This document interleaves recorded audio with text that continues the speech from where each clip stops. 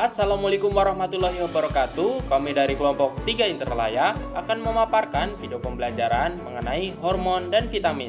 Sebelumnya, saya mohon izin untuk memperkenalkan anggota kelompok kami.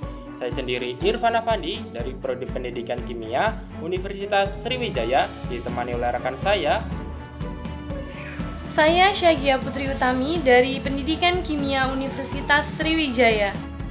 Saya Muhammad Rafensa Haidar, mahasiswa PMM dari Prodi Pendidikan Kimia Universitas Negeri Surabaya.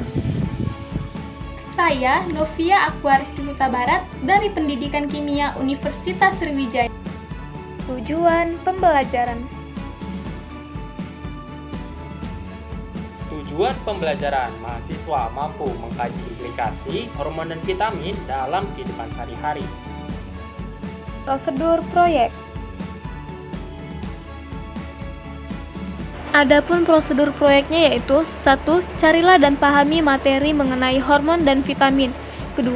Carilah sampel sumber-sumber vitamin, kemudian jelaskan. 3. Jelaskan tentang hormon. Dan yang terakhir, lalu edit video tersebut dengan semenarik mungkin. Materi singkat. Hormon merupakan zat kimiawi yang berfungsi untuk mengirimkan berbagai pesan ke seluruh tubuh. Sedangkan vitamin merupakan nutrien organik yang dibutuhkan dalam jumlah kecil untuk berbagai fungsi biokimia dan yang umumnya tidak disintesis oleh tubuh, sehingga perlu dipasok dari makanan. Sampel atau objek yang digunakan. Objek atau sampel yang digunakan yaitu yang pertama wortel, yang kedua kacang tanah, yang ketiga jeruk, dan yang terakhir telur. Vitamin.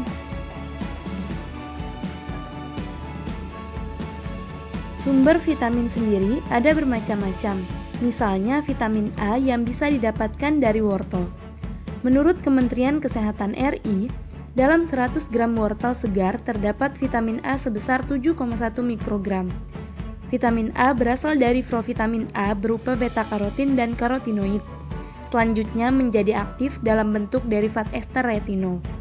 Fungsi vitamin A antara lain yaitu memperkuat sistem kekebalan tubuh, membantu pertumbuhan tubuh anak, menjaga kesehatan kulit, dan menjaga kesehatan mata. Menurut Kementerian Kesehatan RI, kacang tanah 100 gram mengandung vitamin B1 0,10 mg. Adapun fungsi vitamin B1 yaitu membantu metabolisme karbohidrat dan protein, menjaga kesehatan mulut, bibir, lidah, dan mata, serta menjaga kesehatan kulit, rambut, dan kuku. Vitamin B kompleks bersifat larut dalam air. Vitamin B diekskresikan dalam urin sehingga tidak terjadi penimbunan atau bersifat non-toksik.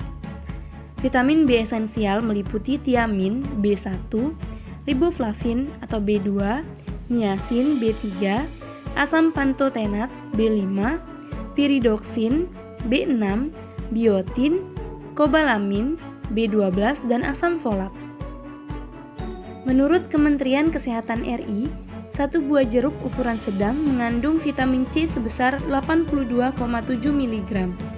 Vitamin C atau asam askorbat adalah suatu senyawa beratom karbon 6 yang dapat larut dalam air dan memiliki fungsi diantaranya membantu sintesa kolagen, membantu pertumbuhan, membantu perbaikan sel gusi, gigi, pembuluh darah, dan tulang, membantu penyembuhan setelah operasi dan sakit, serta membantu penyerapan kalsium dan zat besi, dan menjaga kekebalan tubuh. Kandungan vitamin D pada telur yaitu 87 international unit. Vitamin D merupakan sterol di alam, serta merupakan prohormon steroid. Hormon yang dibentuk adalah kalsitriol. Fungsi vitamin D yaitu membantu metabolisme kalsium dan fosfor untuk menjaga kesehatan gigi, tulang, dan otak, serta menjaga kalsium dalam darah. Hormon. Sistem endokrin atau hormon adalah sekumpulan kelenjar dan organ yang memproduksi hormon. Hormon dalam bahasa Yunani berasal dari kata hormon yang berarti menggerakkan. Adalah senyawa organik pembawa pesan kimiawi di dalam aliran darah menuju ke sel-sel atau jaringan tubuh. Hormon hanya dapat mempengaruhi sel-sel target yang memiliki reseptor khusus. Pengaruh hormon terhadap jaringan dapat terjadi dalam waktu singkat, seperti beberapa detik hingga beberapa tahun, yakni di waktu yang sangat lama. Sistem endokrin berinteraksi dengan sistem saraf berfungsi mengatur aktivitas tubuh seperti metabolisme, homeostatis, pertumbuhan, perkembangan seksual, dan siklus reproduksi, siklus tidur, serta siklus nutrisi.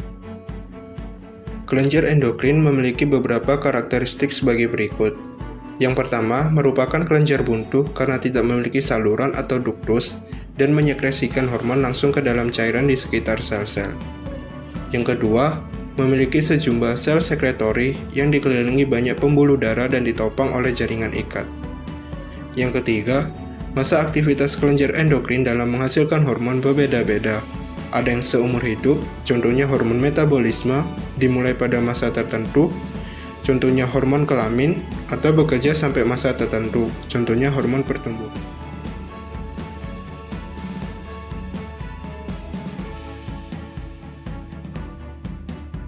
Pembahasan.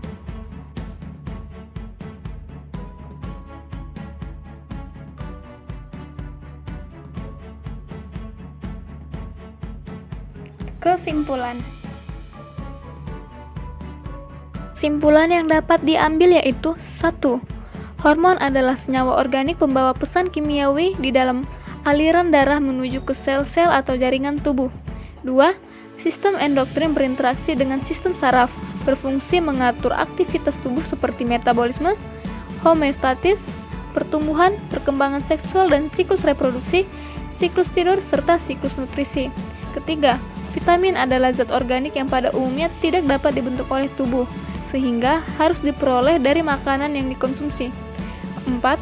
Ada 13 vitamin yang diketahui memiliki fungsi penting bagi tubuh, yaitu vitamin A, vitamin B1, vitamin B2, vitamin B3, vitamin B5, vitamin B6, vitamin B7, vitamin B9, vitamin B12, vitamin C, vitamin D, vitamin E, dan vitamin K.